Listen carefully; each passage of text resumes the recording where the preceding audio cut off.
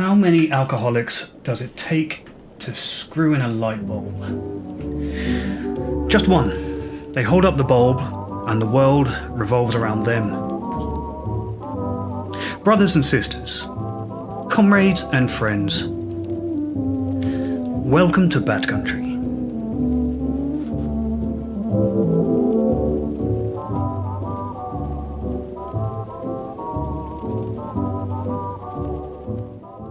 I was having a conversation with somebody behind the scenes at Bad Country. Somebody younger than me. I'm allowed to do that. Someone in early sobriety. And they asked me a really revealing question. This person was 22, and I, of course, am 29. And the question that they asked was this. Looking back on my long career as an alcoholic, was there any point in my early drinking that should have been a warning to stop then? With everything that I know now, can I see in my own history a moment where I was like, that was it. That's when I should have quit. And it's such a good question that I asked permission to turn it into a full video to address it. And that's what this is. So here it is. I'm going to tell you the experience that should have stopped me drinking when I was young, but didn't. And I should say, since I'm fiddling with this so much, I've had a couple of people ask about my jewellery and stuff and about whether any of it is specifically related to sobriety. And it is. All of it is in one way or another. And this particular necklace is like my sobriety talisman, I suppose. It's my Bad Country one day at a time pendant. And if you think it might help keep you sober as it does me, then there is a link in the description. I have a very, very limited number available, should you want one. Alright, let's get back to it. There are a few experiences from my 20s which kind of marked me out as a candidate for problematic drinking in my 30s. Occasionally they kind of are surfaced up by Facebook as Facebook memories. Occasionally Facebook will send a message to the home screen of my smartphone and it'll say, relive this cherished memory, and I click it and it's a selfie that I took in a jail cell in Hungary or something. Like, yeah, thanks for that, Facebook. I could have lived without reliving that particular cherished memory. But there is one experience which really stands out. It's from long before I recognized or had a desire for sobriety. It's before I really ever had any conversations about alcoholism. In fact, it was before my metabolism changed with age, from a time when my body was still able to operate on a hangover. So, let's warm up. I never took a break from education. Between the ages of 4 and until I graduated at 21, I had never been out of education. In fact, one year, my attendance at school was so good that they gave me a dictionary as a reward. They gave me a prize for being a nerd. And the prize was a dictionary, the nerdiest possible book. And I never really realised how funny that was until today. Instead of a dictionary, maybe they should have just skipped to the end and handed me a copy of the big book. Might have saved some trouble in the long run. So when I turned 21, I decided to take a break before I began my career. And what I settled on was a kind of working holiday. And for nearly 6 months, I worked as a chef in a hotel in the ski resort of Méribel in the French Alps. That was my job. It was an incredible time. Every morning, I woke up with a view of Mont Blanc at the end of the valley. And it was so bitterly cold some nights that my chef whites would freeze to my body when I was taking the bins out after the evening shift. And it was a very formative part of my life. It was 6 months of food and music and incredible landscapes and snowboarding and sex and, of course, alcohol. All the alcohol. It was obvious pretty quickly that my drinking was worse than everybody else's. In fact, a few weeks into the season, a friend of mine pulled me aside and he said, he was like, you know what everyone says about you? They say you're really funny and smart, when you're sober. And that's stuck with me now for nearly 20 years. Red flag. If you hear stuff like that, that is a red flag for you. It only gets worse from there. But I was 21. I was just out of university.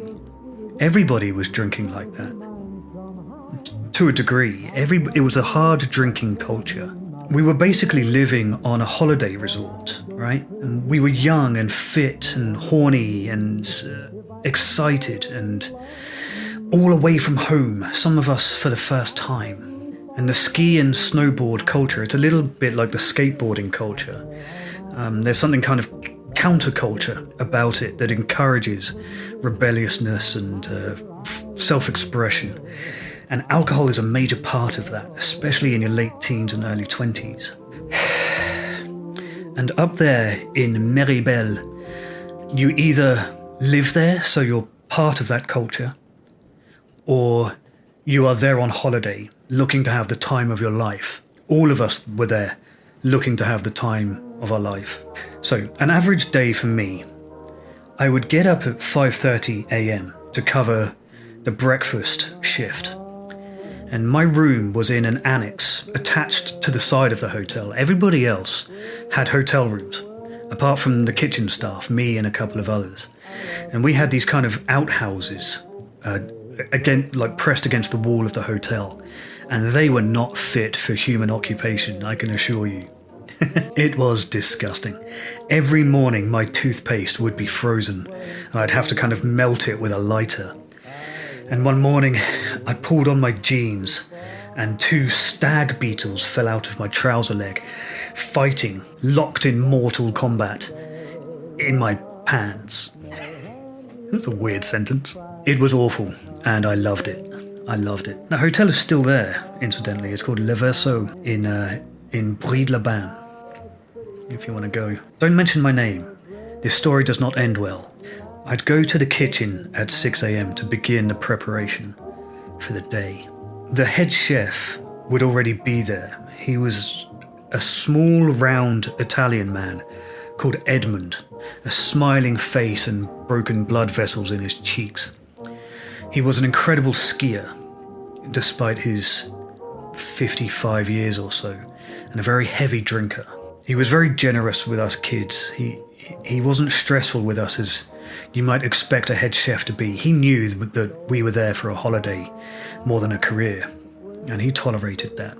And he was a big character. His family name was well known around the town, and he could make stuff happen. And he quickly developed a catchphrase. If anything went even slightly wrong in the kitchen, he would throw his hands to his head and say, "Catastrophe!" which immediately entered all of our vocabularies, and we used to shout it at each other as we were coming down the slopes. Catastrophe! It was funny every time. One morning at 6 a.m. I arrived to work, obviously hungover or still drunk from the previous evening's shenanigans. And instead of shouting at me and being angry, he put up a finger and then he reached into his bag and he produced this clear, unlabeled bottle, like an old wine bottle. And he just handed it to me. And I took it, and inside was a very clear, kind of thick and gloopy liquid, and a dead snake. And he said, "Drink a little." And I was like, "C'est quoi?" And he shrugged and went, "Vipre." He called it viper. And that's what we called it too afterwards. And I took a shot of it, and it was some incredibly powerful spirit, some liquor of some kind, with a snake that he had caught and drowned in the fluid. And that was my breakfast that day. Kitchens, man. I wonder how anybody survives the service industry. And that's the large part of my audience, chefs and musicians. So after breakfast, we would go out, after the breakfast service was finished, we would go out onto the mountain. We'd have 4 or 5 hours a day of skiing or snowboarding or wandering the mountains. And then we would all rush back down to the hotel for the evening shift. And then we would, in the kitchen at least, we would prepare meals for about 150 guests.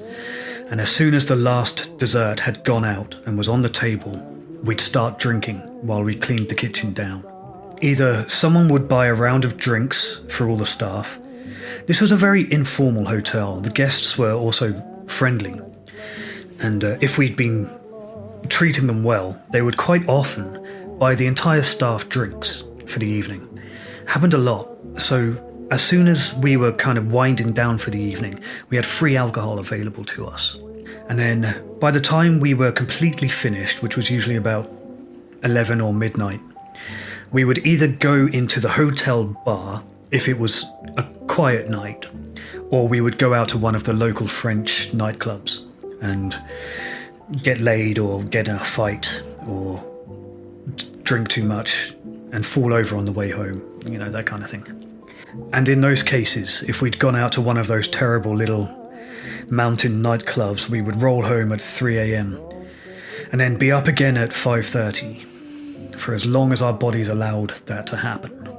And at the start of the season, I think we'd arrived in November time. At the start, we were all relatively well behaved. We might have like a beer in the après-ski in some bar on the mountain before we returned to the hotel for the evening shift.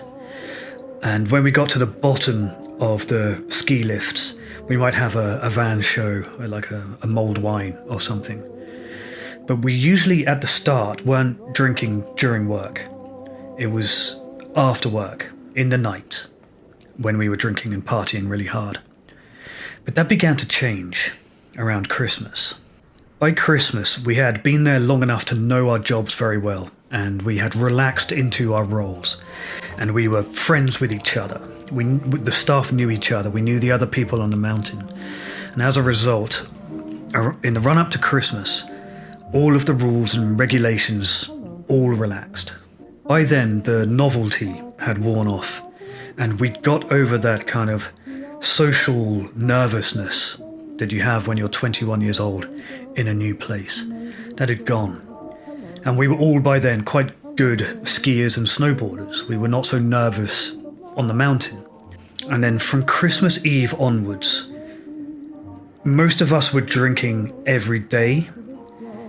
And from that point afterwards, at least I was drunk every day, almost without exception, except very briefly where I had an injury. Something changed around that Christmas, where we all acknowledged that we were there for ourselves. We weren't there to strengthen our CV, and we weren't there to learn the skills of hotel management or anything like that. I was certainly not pursuing a career as a chef. I'd already been accepting paid work in the adult industry at that time. I was there for the life experience. And when you're 21, life seems to be made a little easier by alcohol. And I was often drunk at work. And then in early January, I made the entire town sick. I didn't mean to do it up front, let me just be clear. It was not a deliberate attack on the town. What happened is this. On one night, a new family arrived into one of the rooms, and they had brought with them a sick child. One of their children had developed a sickness or picked up a bug. And I was hooking up with the cleaner of their room.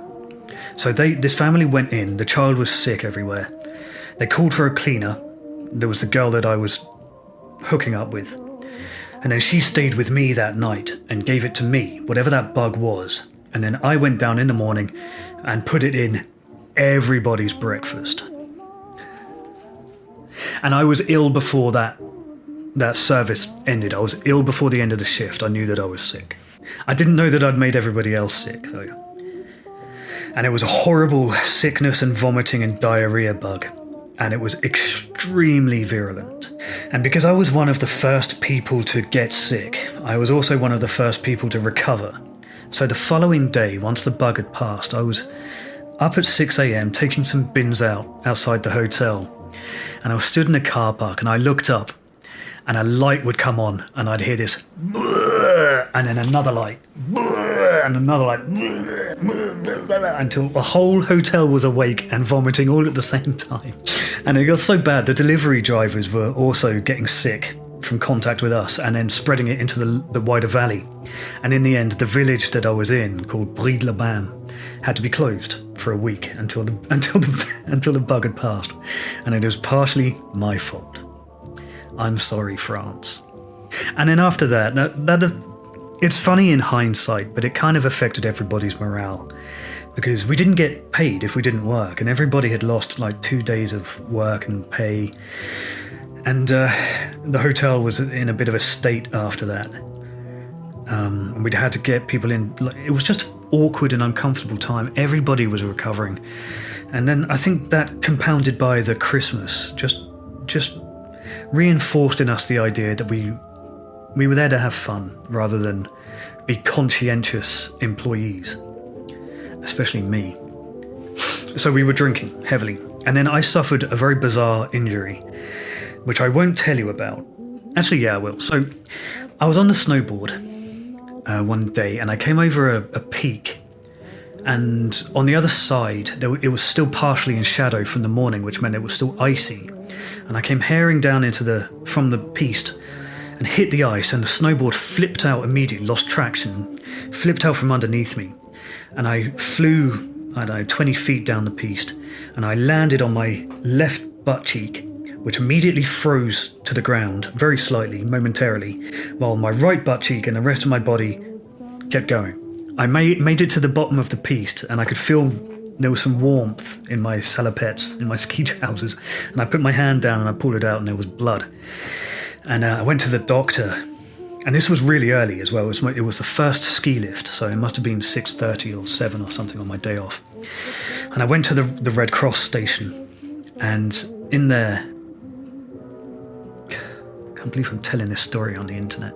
In there, I had to take back down my trousers, put my knees behind my head, and have the doctor, who was an elderly doctor with shaky hands who smelled suspiciously like red wine himself, had to stitch up my butthole with my shriveled, cold little dick just hanging over my face like this. Why did I tell that? What was that? Oh yeah, so that meant I couldn't ski or snowboard for a while. And I used that time to pick up other shifts, to make a little bit of money, but mostly to drink. Okay, enough. Let's with that story in mind, that's enough. Let's get straight to the thing that actually happened. So, on the staff, we were all having sex with each other and stuff. Like, it was very incestuous. A small community away from home is just like that, especially when you're 20 and 21. And we were all hooking up with each other, all fighting each other. It was just stupid, kid stuff. And by then I was hooking up sporadically with the actual hotel manager. And I was drinking continuously by this point, always drunk. And I had begun drinking the cooking wine in the kitchen, which is the cheapest, nastiest wine there is. And it will give you a turbo hangover. And it meant that I was regularly too drunk to go up the mountain, which was what I was there for. And the drinking had already begun to get me in trouble. I had occasionally been late for shifts, and I'd been sloppy. And I didn't care about the job. But I did care about my colleagues and my friends. And when I was pulled aside and told that my absences were putting my colleagues under unnecessary pressure, like my lack of work was adding to their workload, I decided to make amends for it. And one night, I told them that I would man the bar, and that they could all go and party on the mountain, and I would look after the hotel in their absence. I gave everybody a night off, essentially. And that was towards the end of the season, and there wasn't too many people in the hotel. But there was a group of South Africans it was their last night in the hotel when I offered to run the bar. And they were determined to make it count. They had a strategy for their evening, and I was willing to be suckered in by it. So what they did was, once all of the rest of the staff had gone, after dinner, everybody else was out partying on the mountain. It was just really me in the hotel. and they started buying me drinks and getting me really drunk really fast. And at some point, with various bits of chicanery and manipulation on their part, I just kind of announced, all right, fuck it, free bar. I just opened up the bar. And that was the last I remember of that evening. But I remember the morning. I remember, for some reason, every moment of that morning. I woke up and my legs were numb. And I was in a sitting position. I was not in my bed. I was not in my room. And I remember staring. I was still wearing my chef whites from the evening before. And I remember staring down at them, staring down at my shoes, and being confused, and not knowing what was going on. And I looked around, and there was a shower to my left. And I looked down, and I was sitting on a toilet. And then I kind of realised that where I was in the kitchen. I was in the hotel kitchen, which had a shower room and a toilet to one side, specifically for the kitchen staff. That's where I was. And then panic set in, because I knew that I was supposed to be at work, and I could hear noise. And I opened the door of this kind of shower toilet room in the kitchen, and I looked out, and there was half of the staff in the kitchen, desperately putting croissants in ovens and stirring onion soup, all of the things that I was supposed to be doing.